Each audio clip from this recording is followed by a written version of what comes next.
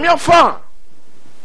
Quand on parle d'État terroriste, est-ce qu'on peut parler de ministère terroriste, puisque si on a le ministre terroriste, Orolikanini, Okende, Ofunangai, Wapi, la justice, notre justice qui est malade, lobby na lobby, n'a qu'à rejoindre Bakuluna, Namakala, ne Bagosanga, ça face. Donc, maman Molière, dis, pourquoi on maman Molière? Na ba forme yo, ya moi na bumbu, donc. Des boules aux anango. Des boules aux anango. Maintenant, le bien, monsieur le ministre Kokoniangi, ministre national, membre du gouvernement, il y a Bruno Chibala, premier ministre, bon, Azana Mobembo, Akozonga, est-ce qu'il y a une date à Likambouana ou bien à niveau, il y a présidence de la République? Papa mon aux bangate aux autres président de la République ba okanga yote. Oh, mais ba kanga est-ce que na fingi moto. Nazo bele ko dénoncer. Boya ka sasikoyo André Kimbuta yango. André Kimbuta yango depuis aye na monsieur le ministre soyebi ke site na yo to kenda kawana ko défendre ba maman. Site Mokonzo. Oui, mais qui note, Mokonzo wapi. Ah, Mokonzo kako yokangisa ki wana. Oh, tokenda kawana, papa wana, abandi sous makambo wana. Oui, monsieur le premier, monsieur le gouverneur. Tokitina, gouverneur André Kimbuta yango. Bino moko bolanda.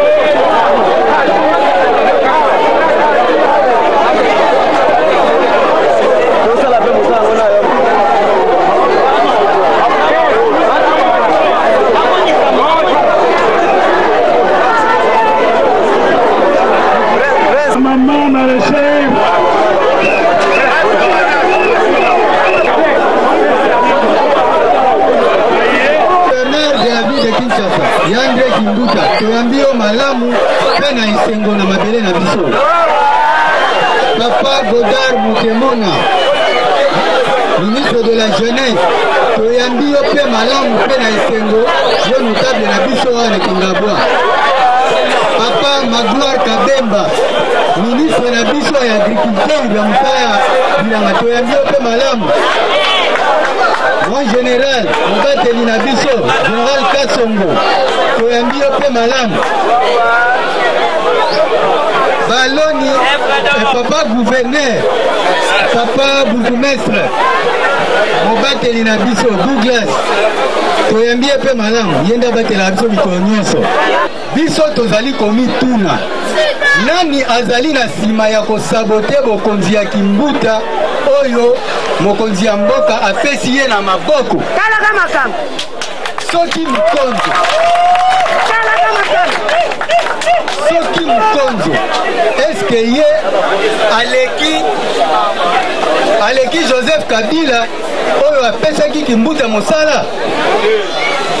Baloni ya site agricole ya Kingabwa na lokumu nyonso bapesaka epai ya gouverneur na bango tosengi mbala oyo ezala ya suka yandre Kimbuta akiti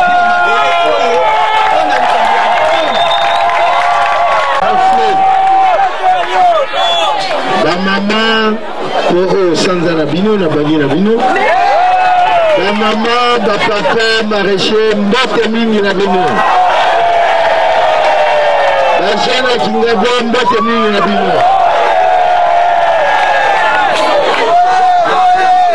na kosenga liboso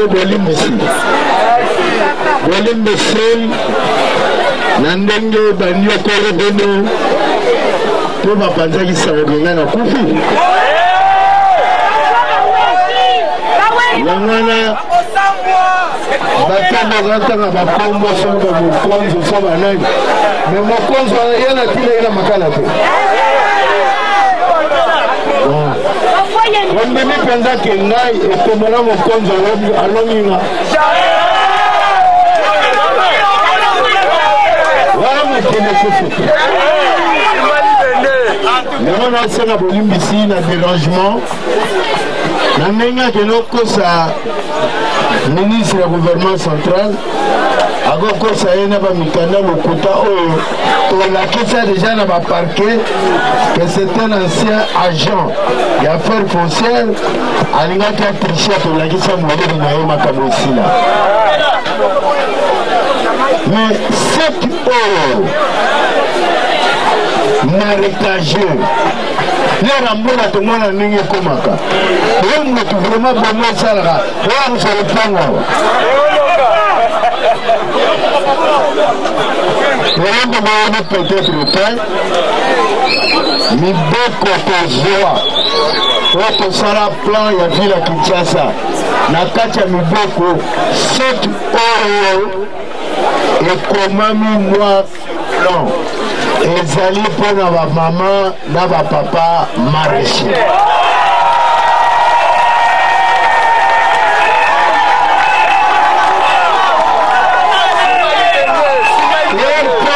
ozala makasi okende na cour constitutionnel po buka mibeko na biso oyo kuna bakendeke soko biso tobebisaki mibeko ya constitution oyo biso tolandaki mpenza ndenge constitution eza koloba donc wana eza maya moko atumba elamba te nalingai naya lere bayebisi ngai ke ministre ya urbanisme alekaki ala alobi awa bakotonga bandako mpona badepute mpona bamembre ya gouvernement lokota ezali lokota ezali moyebi ya mokonzo wana akokosa ye kuna mpo bino bobanga oyo gouvernement oyo badepute oyo bayambi bamama maraîcher mokolo le 15 na palais du peuple bangonaka bayeba botola bamama maraîcher seki na bango eze bomona ngo normal Le 15 mokola ouverture de l'Assemblée nationale. Bayambaki ba maman maraîchère. Pour Sanza Olo, ezali Sanza ya maman. Plus précisément, ya ba maman bilanga balesa kabiso. Biso l'État to connaissait même au mois de mars pour la bino. Et bon, monsieur l'État to ya to boto la mine sika de la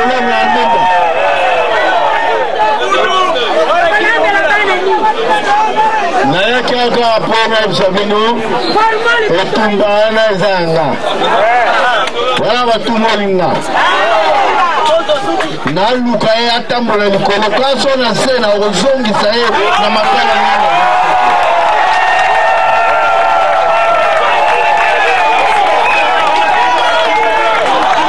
azali na miboko ya l'État mokonzi wana aza kotroubler la paix sociale.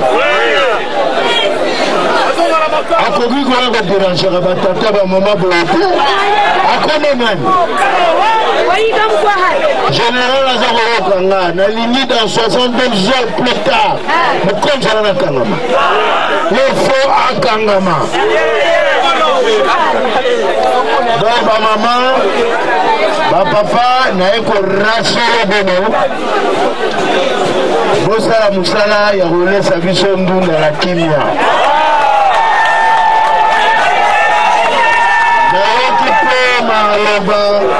ya représentant na bino poso ezokoya so lelo boneki na poids lourd bokomona deja mosala to kosala to kobuka bato bayibi lopango ya leta basite maraîchère nyonso semaine prochaine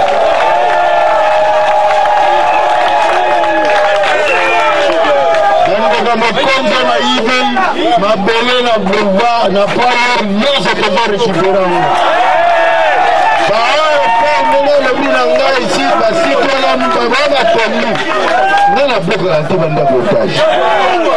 Bon, on te met la tombe. Maintenant, vous allez pour le monogamie et que donc, nous avons Sakina, la ligne à maman bosse à la misala, papa bosse à la misala, et le moment bosse à la tour. Ma souffle n'a pas de bon. Voilà la maman. Ngai nous avons fait ça hors de là. La vie dans la lobby, on va dire que moi aussi je me gâte.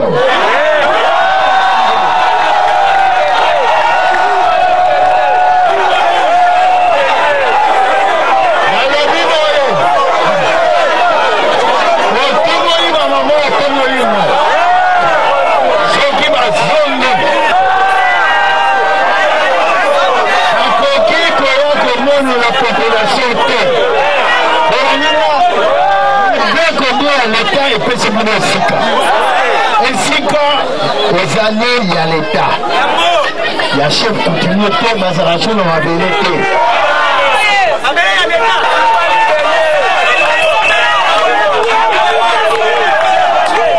Ma maman, ma papa, vous avez la Kenya, je vais banger pour mon retour. Ma belle, kaka, nena, et ça, cabine. Là, on a bien vu. Regardez ici, l'État. Si vous mettez l'État, c'est un projet. Na conférence du Sabine, voilà projet. Projet peut te causer les cigares et les cabines.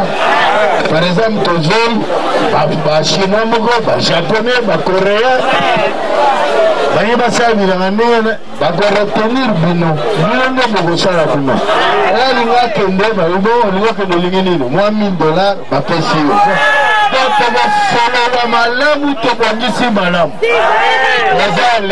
mais en attendant, nous chinois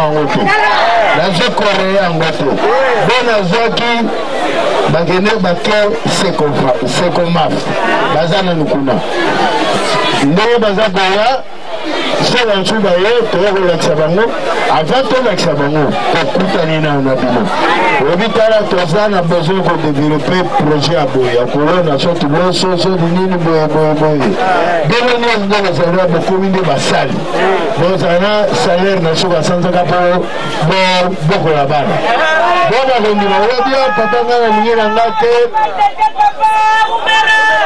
nga nalingi na nga kosala na bachinois te bajaponais te naye nakende bakamati mwa envelope na yo bapesi yo bakoki kotinda mama pama ndenge wana te kozala ife barababao banzala bato mboka ngo aza teti naza teti pamba te mpo na yebe mpo na mokonzi ya mboka osimbi wa mama maréchal oza na problème na katela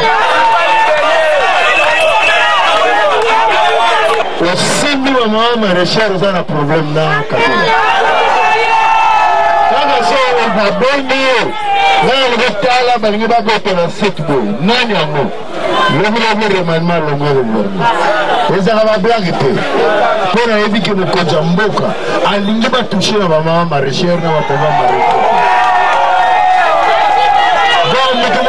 discours le côté de quoi bino ke mokonzi ya mboka mpo soki alobi eza gouvernement chef ya gouvernement premier ministre bien sûr mais mokonzi mpenza ya gouvernement ezala président ya république donc président moto adécide bengana bamama maréchal mpo biso baministre baza mapango bon nani aza kinoa te mokonzi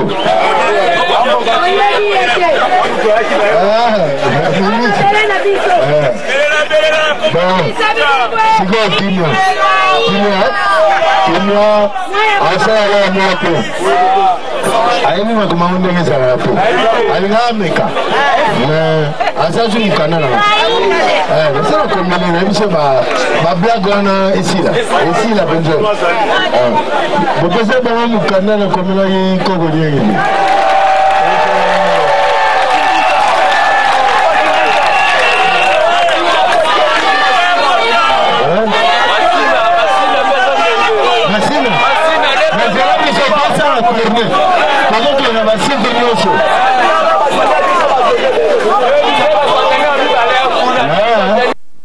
tozobetisa banani mutu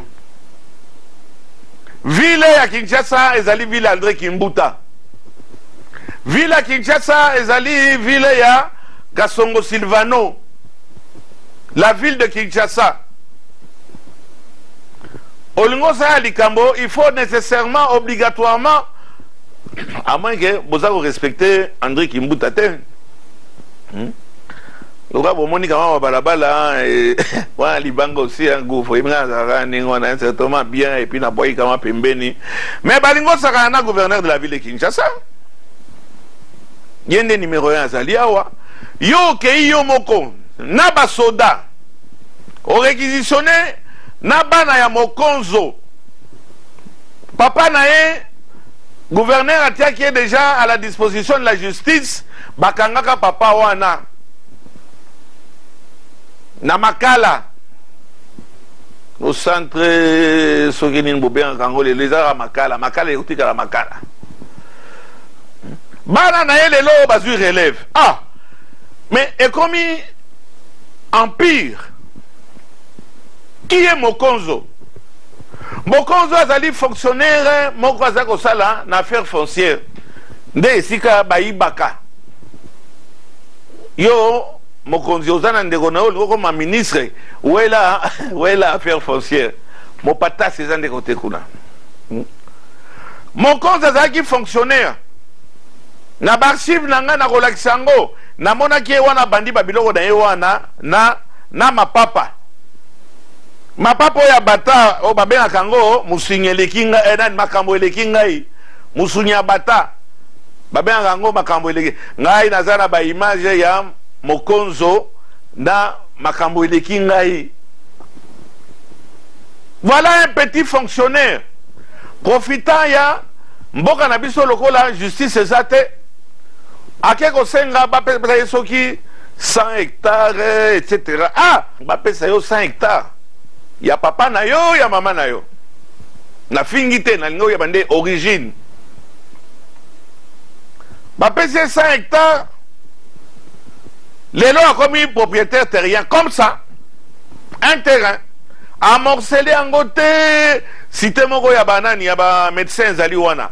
Il a reçu, je crois, on est en train de parler de 1 500 000 $ dans sa poche. L'État a joué le comme côté. Aïe à Tekiboy. Donc, aujourd'hui mokonzi na succession na ye na bana na ye bakomi lelo ba riche bakomi ba nouveau riche nde bango na bakomi tambola na ba ministre bakena olakisa lopango oyo tata na bango batikelaka ye nde lelo bazokamata bakamata ba mama wana babengana bango bazanga esika okinde pana yo moto moko nde image yo monsieur Kokonyangi ozolakisa ya malamu ke oza ko défendre ba intérêt ya majorité présidentielle bokeba bobanga puisque ya azali adjoint ya Aubin Minaku et en tant que tel baki osala o mabe baki osala nga mabe baki osala nga mabe ça arrive moralement on s'y est déjà préparé etc. mais nous allons continuer à dénoncer bokangi chaîne tokomeka même na ba Facebook il n'y a plus moyen de cacher de la fumée nakati ya ndako nakati ya salon na yo. Mais monsieur Kokonyangi oza ko se limiter na likambo wana te to bandaki na scandale ya eu ya se le kaka nengo na mbongo wana eza porté disparu o na koya koloba na ko porter yo molière na ko porter plainte makambo rezo ke nini mais to tiango na pembeni en tant que ministre habitant biloko eza désaffecté te yo na moninga nini bazo les deux flics à Miami oya désaffecté oya teki oya désaffecté oyo donc tokiti sikoyo na Gombe commune de la Gombe banda konyoso bateki banda konyoso Gombe bateki na nani nazo banga procès nga za na mbongo bango baza na ngote naza na puissance o bango baza na ngote monsieur Kokonyangi n'est pas n'importe qui mais eloba musée qui t'a fait Dieu bakeko de guerre pire papa moko et pas n'importe quel papa na kombo ya professeur Kambai Bwacha oyo boyebi ezala pana kolobe monsieur le professeur Kambai ayebani professeur mais azape moto congolais de père et de mère même père même mère un père égale même père même mère du jour au lendemain comme ça monsieur Kambai yamona bayeko déloger nani Kokonyangi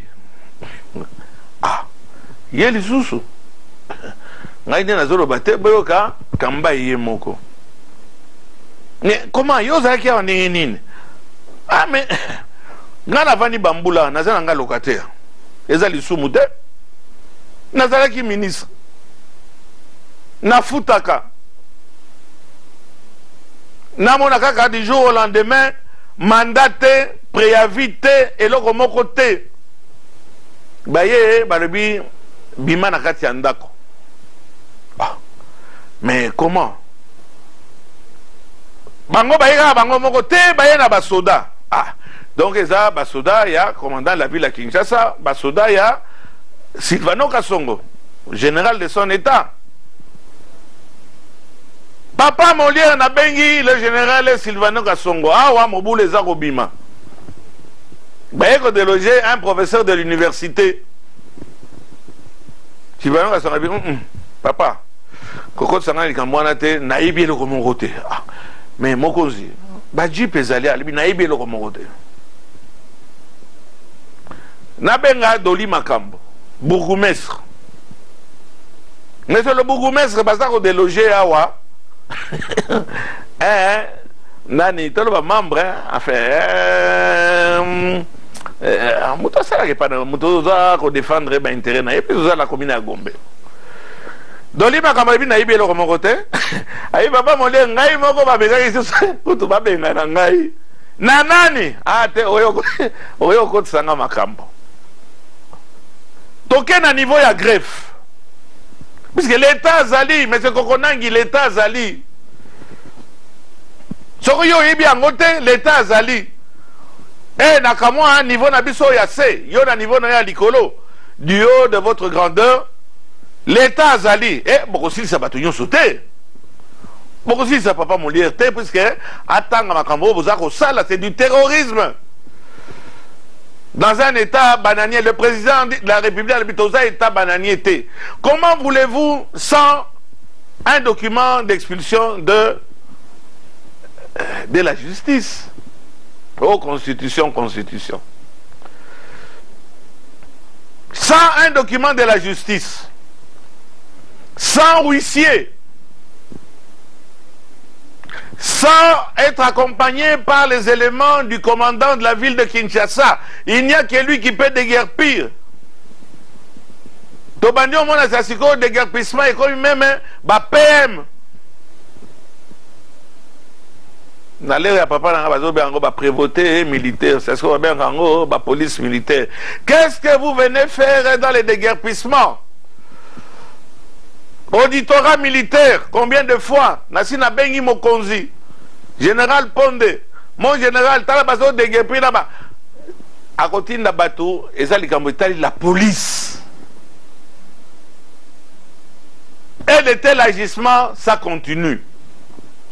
Grâce à Molière Télévision, chers téléspectateurs, to beti te, wa nazo sa l'interview. Ministre Aïbissingaï, a Bengi Ngaï. Aïe papa Molière au côté likambo yote. Papa wana kamba ibwachi azala mukanda ta mokote. Tunaye. Na tuniye. Mais c'est kamba ibwachi bon organise kaka na lera maréchal kukumbendu wa mabanza. Nde ozali ofuta kanda kote. Di papa Molière. Tala mikanda na ngai. Na uta iko futa kutu il y a 4 jours na uti ofuta loyer na ngai. Na futa loyer na ngai. Facilité mai courant naza kama na endroit moko sécurisé puisque na banlieue na biso ekomi difficile yango na kanga makao na lingo kote la yete bola na ye moko témoignage à Rosala. Professeur, bonjour. Bonjour papa. Qu'est-ce qui se passe? Nous voyons un attroupement devant chez vous, votre résidence, ça fait des années que nous connaissons cette maison. Qu'est-ce qui se passe exactement? Vous voyez, j'ai de l'émotion. J'ai de l'émotion. Moi, je suis agent de l'État. Voici exactement maintenant 30 ans. Je fais ministre. J'avais toutes les occasions d'avoir cette maison. Mais je me suis dit, je suis citoyen congolais. Je ne peux pas voler les biens de l'État. Je suis locataire ici. J'ai toujours payé comme il faut. Le dernier paiement, c'est hier, mois de janvier. J'ai eu même des lettres pour me féliciter que je suis bon payeur. Aujourd'hui, ce matin, alors je dis bien aujourd'hui, je vois un peloton. Peloton. Ma femme est hypertendue. Elle a failli tomber. Elle a commencé à pleurer. L'ami qui est arrivé, qui avait l'ordre de mission, j'ai dit, montrez-moi le papier. Il ne veut pas montrer le papier. Montrez-moi le papier, l'ordre de guérissement. Il ne veut pas que je me montre l'ordre de guérissement. Certains parmi eux, lui-même là me connaissait. Il me connaît très bien. Les autres dans le groupe me connaissent très bien. Heureusement que notre police a quelques éléments qui peuvent comprendre. On a convaincu un monsieur finalement de me montrer. Moi, dit, je ne vous laisse pas entrer, surtout dans mes chambres, si vous ne me montrez pas le papier. À moins de tuer ma femme comme ça, toutes ces affaires. Alors tuez-moi. Moi, j'ai servi l'État. Je suis citoyen congolais, vous connaissez mon âge. J'ai été professeur et au primaire et au secondaire. Et à l'université. On me connaît comme il faut. On ne peut pas me faire ça. Finalement, on me montrerait un papier. On me montrerait un papier. On me dirait que c'est Koronyangi. Mais que messieurs, soyez sérieux, je ne suis pas contrôlé. Je n'étais pas, on ne m'a pas donné mise en demeure. Ok, d'accord. Ma femme s'en va chez le bourgmestre. Le bourgmestre dit qu'il n'est pas au courant de quoi que ce soit. On s'en va à l'habitat. L'habitat dit, madame, nous sommes au courant de quoi que ce soit. On montre la lettre, c'est Kokoniangi. Messieurs, soyez sérieux. C'est qui? Kokoniangi. C'est pas comme ça. Le ministre. C'est le ministre. Je pose des questions à certains amis ministres. Je leur demande ça. Ils me demandent qui a signé. Moi, je sais. Ah, lui aussi. Les amis me disent, lui aussi, il exagère. Voilà la situation. Un monsieur qui est resté dans une maison de l'État, qui avait toute occasion de prendre cette maison. À un moment donné, moi, je pouvais prendre cette maison parce que beaucoup d'amis ont pris cette maison. Aujourd'hui, on me décrépit comme un enfant. Messieurs, respectons quand même nos professeurs. Respectons nos colonels. Respectons nos capitaines. Respectons nos bourgmestres. Respectons nos secrétaires généraux. On ne peut pas déguerpir quelqu'un comme ça. Monsieur le professeur, quels sont les documents? Vous occupez à quel titre? Locataire, fonctionnaire? Je suis locataire de l'État. J'ai eu cette maison à l'époque de Mobutu. Vous avez eu, c'est-à-dire? C'est-à-dire, je suis devenu locataire.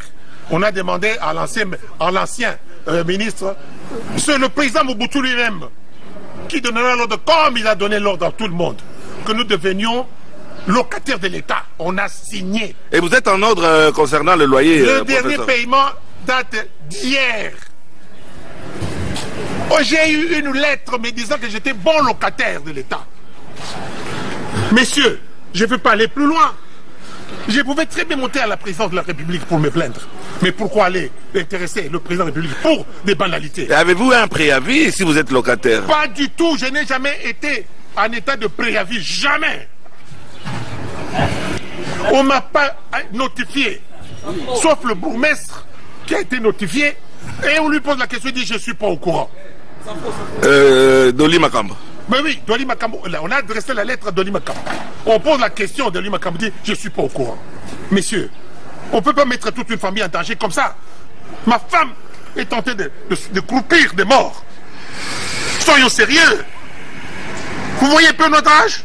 Vous voyez ce que nous sommes? Moi, j'ai servi ce pays. Et je ne suis pas le seul. Les honnêtes personnes, ce sont ceux-là qu'on attaque, qu'on veut tuer. Les personnes honnêtes sont ceux-là qu'on veut tuer. Mais finalement, je ne comprends rien. Vous voyez mon émotion? Comment on peut utiliser un professeur d'université, un ancien ministre, qui a travaillé pour ce pays? J'ai continué à travailler. Monsieur Molière, vous comprenez ça? Na lobby boye. Na lobby boye na l'émotion. Na fin na tongo na kena musala kotali za bana classe.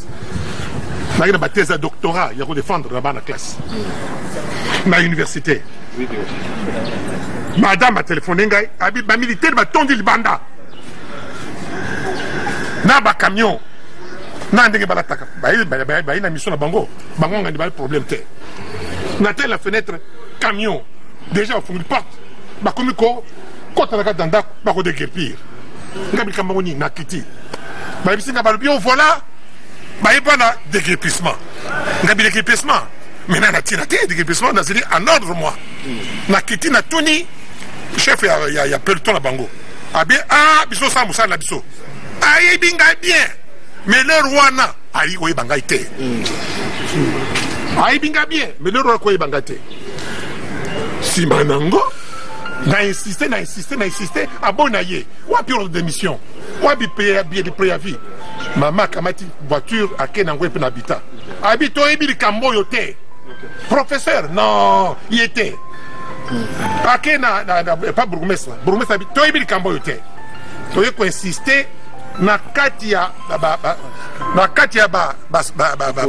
policier ba tomayel ba makasi ba mai ba professeur calme-toi na insisté o wana na papier wana ala singa bitala mugana ba tilipso ngabi oh kasi lettre ba tindingate ba tinde linde bourgmestre signé Koronyangi, c'est ça son nom hein? Le ministre Koronyangi. Le ministre Koronyangi na téléphoné ba ninga ba ministre ba binanga oh yépé Banning de ministre. Yélissus. Bonjour Mona. Alors, vous allez m'excuser, nos émotions. Si d'abord vous pouvez un peu essayer de vous calmer, mais Avez-vous un contrat et un contrat avec qui et chez qui vous payez? Je paye au ministère de l'Habitat en bonne et due forme. Je ne peux pas payer ailleurs. Molière, on se connaît bien. Moi, je suis un citoyen honnête. Je ne peux pas payer ailleurs que dans la caisse de l'État. Voilà le contrat que j'ai. Je peux vous le montrer. J'ai la photocopie. Sinon, je peux venir dans vos studios. J'ai la photocopie de la lettre Kokonyangui. Kokonyangui a signé. Kokonyangui. Kokonyangui. Professeur, nous sommes en démocratie, non? Les honnêtes personnes, on les tue. Vous comprenez ça? Comprenez ça? J'ai l'émotion, moi. Regardez ce vieux-là. Il est en train de pleurer. Vous le voyez? Kaloumé, c'est faux. Il est en train de pleurer. Ancien bourgmestre. Soyez sérieux, tout ça sont mes enfants. Vous voulez que je m'exprime comment? Prof, merci. On va diffuser. Et bon, monsieur le ministre,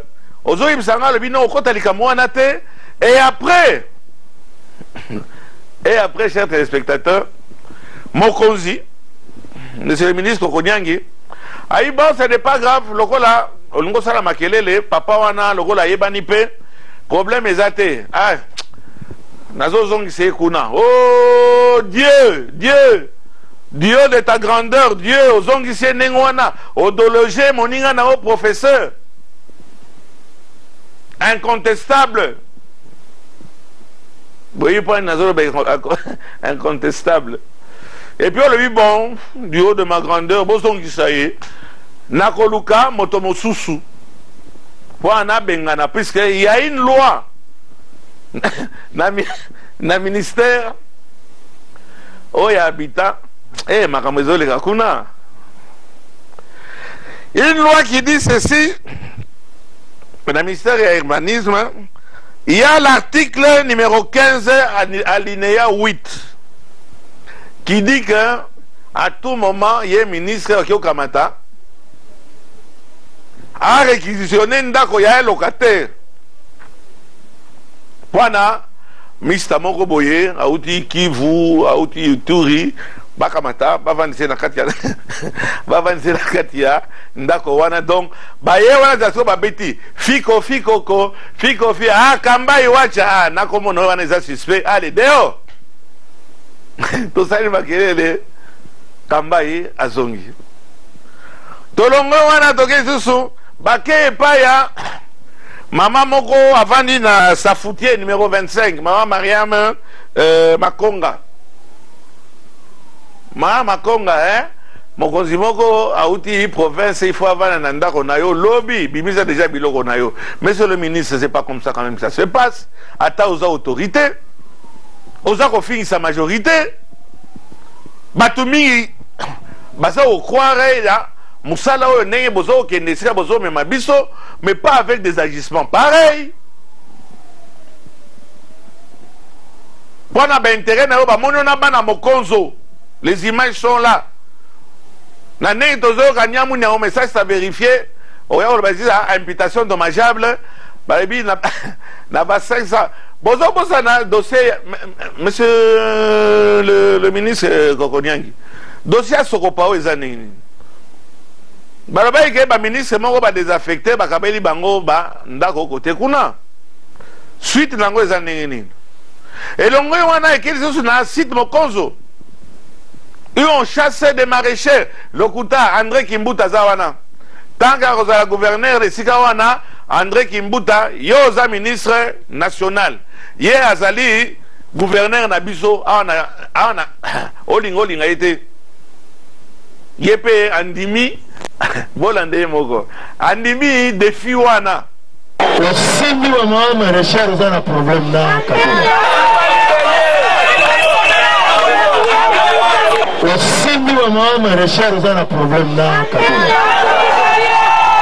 kana sio baboni na ngitala balingi babote na setboy nani amo le remaniement le gouvernement les arabes blagues pour éviter que mokonza mboka alingi ba toucher na mama maraîchère na ba papa maraîchère.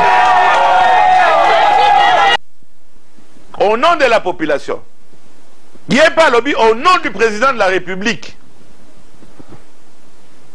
Et bimite, c'est ce que le Cameroun a bimite au Royer, parce que André Kimbuta, à Kosi, Azotan comme président de la République, et Nayo Kokonyangi, au nom du président de la République et du Parlement, yo pesa, parlementaire, député, nan botondité. Nous avons décidé de faire un lotissement pour les honorables députés nationaux.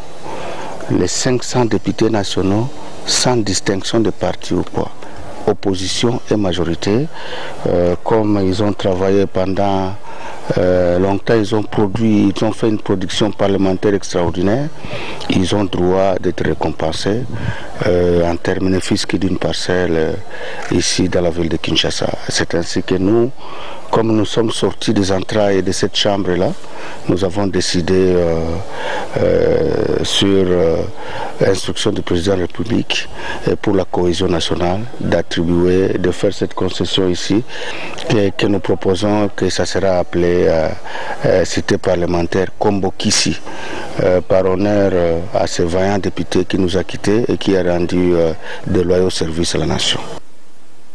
Qu'on vous donne encore 12 500 $ par mois et qu'on quitte. Bossali paye l'eau comme mon côté. Na lobby bien, Bossali, Natambolaka. Ah, président, Babola, Kolaboya, Babola. Na monate sika moko, dikamoke, et revenir, na moko ya bien. Et pas la population. Depuis mandat na bino bozawana. Obele bitumba. Ba box, ba coup de tête au moni benzake, député pasteur Kamati a sauté, à Beleli, au nom de Jésus. Kaya! Hein? Oh, Mosu Swana, député Soki a Changu, a Yambiango, sans effet. Ça, ah non, Barwandais, Barwandais, Basomimbo, Kabla. Mais avec Makambobino Batuboza Rosala. Makambobino député Boza Rosala. Makambobino ministre Boza Rosala. L'image, ah non, Molière à la Kisaka, image, ce n'est pas vrai, il n'y a pas que Molière, Batuyo, c'est pas comme moi. Appareil naïe, à ça qu'on filmait directement. Facebook, Twitter, et ça qu'on tambola. De Likamwana, Toga Otikate, à Nazoloba, il y a une maman qui est là, Madame Moulamba. Vous allez à Moneditou, numéro 1. Akamwe ya monika kajipe ya ba police militaire ba yewana babi mama esika yepe locataire. Donc ça veut dire bino ba locataire ya Gombe boye ba kibino nyonso ba konzi bazana besoin ko récupérer pour na ba na bango na ba famille na bango na ba sécurité na bango puisque Gombe est toujours protégé même ceux qui pillage ezali ma ezalaka quoi que courant mikolo yo te éviter esnele na Gombe vando ça de l'estage ouais les gars mosusu boye bake bazoluka bino kaka fiko ko mama Mulamba allez kanga biloko no lobi tozoti nelo jeep ah mais naza locataire naza na contrat na fouti déjà jusqu'à na mois de juin na ndimi ndako na ngai te mais bon pesa nga préavis ngako tazoko sa mbongo au moins na l'état mais ba konzi bozo tia wana bafuta courant bafuta kanda côté bafuta eloko mususu te bango nyonso Gombe nyonso à 70% basi basomi Gombe mais entre temps bozo tika bangombe hein oya bandundu baya ko bebisaka babalabala o nous allons les dédommager bon boyaki na bangombe wana pas dédommager batu bino bakozi boyeba ite bangombe wana sika bazako uta ba osala ba dégâts Parlement kamata comme bongo ya population mo kamata ba bouvier wana bazonga na ba billet vert na bambongo et pas na bango basali commerce na bango malamu c'est ce que bangombe wana botinda na bango banani ba ego bebisa ba chaptel mususu ya bangombe na biso ya ba mitu ya normal bangombe ya ba mitu bolite ba mitu moko bolite o ka mutu alobi ya no nasomaki mabele napesaki ngombe moko oh! J'ai fait la location ici au chef chef de terre, chef du village, chef de terre. On a fait le contrat d'un an. J'ai payé une vache. On a fait le contrat d'un an. J'ai payé une vache. Oh non, Barwandais, ada, biso moko. Comment mboka muke wana iko dominer biso te bozangi eloko kosala par la médiocrité. Il y a certains dirigeants bobando ke noluka ba bouc émissaire côté kaka ba biloko wana au nom du président de la République. Président de la République, monsieur Kokoniangi atindi yo okende kobengana ba mama maraîchère. Sur instruction du président de la République, Joseph Kabila, et après concertation avec le président de l'Assemblée nationale, le ministre de l'Urbanisme et Habitat, le professeur Joseph Kokoniangi, vient d'annoncer le début d'érection de la cité parlementaire qui sera dénommée Cité Kombonkisi, des nouveaux lotissements pour 500 députés nationaux. Toutes les obédiences. Annonce faite à l'issue de la descente sur terrain à Kingabwa, au site Mukonzo, aux abords du fleuve Congo. Le secrétariat général à l'urbanisme et habitat est déjà instruit de produire un bon plan urbanistique pour cette cité parlementaire qui est une façon de remercier le travail de ces députés et leur production parlementaire. Nous avons décidé de faire un lotissement pour les honorables députés nationaux.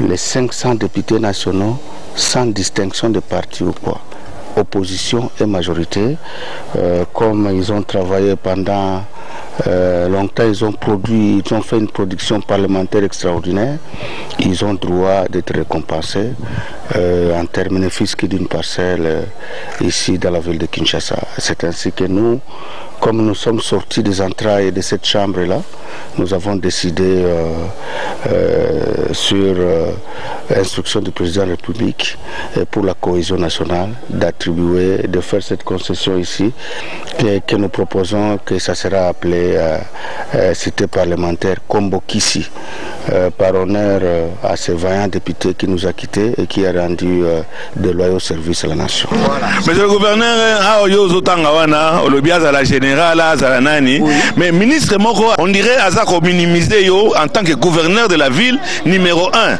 Tokyo Tangaye Kokodiangi. Au nom du chef de l'État, que Azo Kamata, on dirait député dans Batondite, Bakamata, Bapesa Bango Lisusu, Babisika, monsieur le gouverneur, Kokoniangi, à vous. Yo, Ozo Loba, Kokoniangi Lelo, Lobi Loba Ginai. Puisque Kokoniangi ayemba la simat. Même Baliboso, Ngambaliboso, Baliboso n'a comme place en terre. Nasena Kenda Kuna pour la même personne sous un autre ministre. Et puis comme un ministre, au moins il y a habité. Donc, ministre Azana Bero, ba collaborateur ba yela ki information. Ba mona pe muto ngana kangisaki, ba mona ki epe Mukonzo ba mona ki na ministre Kokoniangi. Yango naza kosenga baye koloba na yo yaka bengisa gouverneur tuna ye avant sa décision.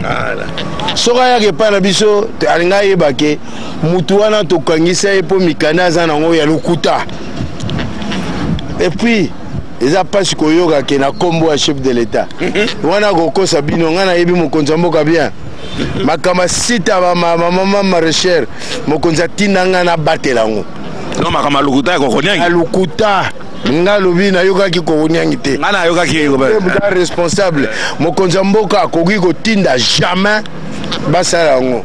Maintenant au Singapour mboka ezalaka toluka totonga. Ko bebisa te ba conflit a pamba te. Na sengi na ba ministre misato yo etali makama mabele. Agriculture puisque basito tolona. Affaires foncières. Il y a urbanisme.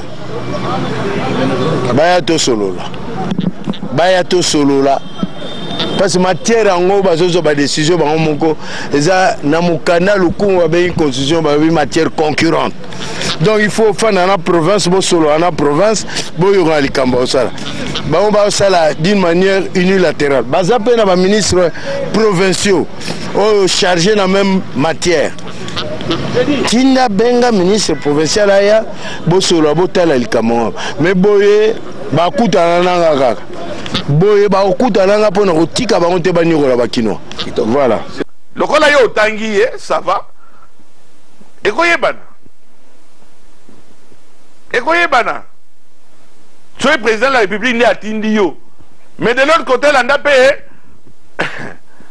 on a un candidat à Bakinois. André Kimbuta Yango, alors bi Lokuta. Lokuta, Louvunu. Président de la République, attendi moto bon côté, à Kedeko Bengana, ba maman maraîchère, au profit de. Au moins, les 500 députés, Dinazo Kansaole, Nani, Wandozaki, Bomwana, Ali Baba et les 40 voleurs. Yo, que nous le non, au nom du président de la République, il y a des Tiningaï, Tokamata, eh, Mbongo. Nous aurons tous facture Nabiso à payer plus tard. Na eskatozo qui n'est même pas Nabiso. Ok, no benga na ba mama ba vieya ba mi bange wana ba mi bange wana bazo tuma na moto te o mwana moto azali na malaria na leo wana zo sala bilanga wana azangi aspirino ya pamba bakamati basai libulu moko boye bakotse na kati bati mai na argile pendant que fièvre diminue. Et Kokoniangi, monsieur le ministre, je te dois du respect, parce qu'on a fini au terre. On a un motif. On a fini au terre. Na le bili kamon na moni. Na le bili kamone na kitina André Kimbuta Yango. Atini ngai pété. Na mutu makasi na puisque na musala na bandi yango lelo te. Mais Kokoniangi so les a solo.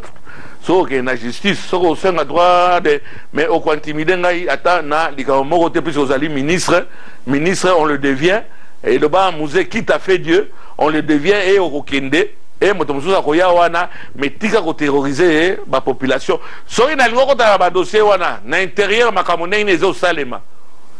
Ndengeni baza ko teka ba mapango à l'état, ba bien 100 mètres. Il y a des gens ici, moi je suis un éminent docteur Bozako teka biloko ba bien 100 mètres. Mais un jour, il y aura quand même Bakoya réclamer ba bien 100 mètres wana, Bakoya réclamer ango. Alors primeur pour la bateau yo bazolanda biso. Kokoniangi alobi, le ministre Kokoniangi alobi asia kutu asia pesina kombo à instruire ba service naé comme on a instruit ba service à Sokopao. Sur instruction du président de la République, Joseph Kabila, et après concertation avec le président de l'Assemblée nationale, le ministre de l'Urbanisme et Habitat, le professeur Joseph Kokoniangi, vient d'annoncer le début d'érection de la cité parlementaire qui sera dénommée Cité Kombonkisi, des nouveaux lotissements pour 500 députés nationaux. Toutes les obédiences. Annonce faite à l'issue de la descente sur terrain à Kingabwa, au site Mukonzo. D'attribuer, de faire cette concession ici, que nous proposons que ça sera appelé cité parlementaire Kombokisi. Non, ma Lukuta, Lukuta, Ngalobi, Nayoka qui Kokoniangi te. Nayoka qui est responsable. Instruire Bakamata, Babanda Okatela. Monsieur, que tout ça à longa, Yayo, Yangoyo. Député, Yayo, Yangoyo. 500 députés. Bakamata, Bakabela Bino Ango, Nan Botondi te, Bayaginde Kotika Bino, Bayaginde Kotika Bino, et vous croyez que vous allez convaincre encore la population qui vous regarde sans rien dire.